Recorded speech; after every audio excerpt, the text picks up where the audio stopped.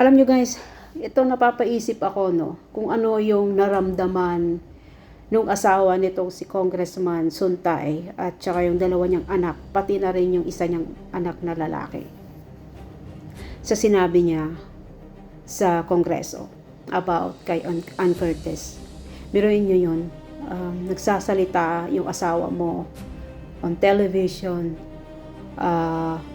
while he is mentioning about his lust sa ibang babae, na habang kausap ka niya, habang katabi ka niya, habang kasama ka niya, holding hands somewhere in Shangri-La, tapos all of a sudden nakita mo may nakita siyang babae at iba yung naramdaman niya, nag-init siya. Tapos heto ka na nakikita mo, napapanood mo sa TV kung ano yung mismong naramdaman niya nung time na yon. 'Di ba? Nakakadiri, guys. Nakakadiring pakinggan yung ganong mga remarks sa isang may katungkulan, may isang posisyon sa gobyerno. At dito ko naisip no, na sa 6 na taon na naging bulag tayo, hindi ko na ikakailan, naging bulag din ako nung sunod-sunuran pa ako, or hindi naman sunod-sunuran, na naging naging suportado tayo sa pamamaraan ng leadership ni Duterte, ni Rodrigo Duterte. Ngayon ko lang napagtanto, ngayon ko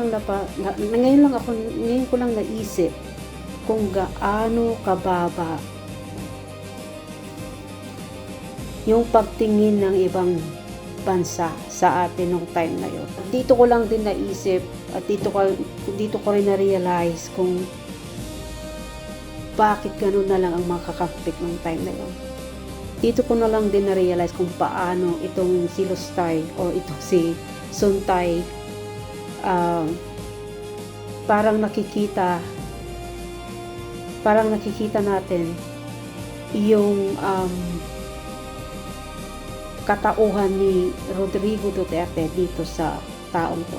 Naharap-harapan, lantarang binabastos ang mga, hindi lang kababaihan, binabastos ang buong Pilipino dahil sa mga pinagkagagawa nila o dahil dito sa ginawa ni Suntay.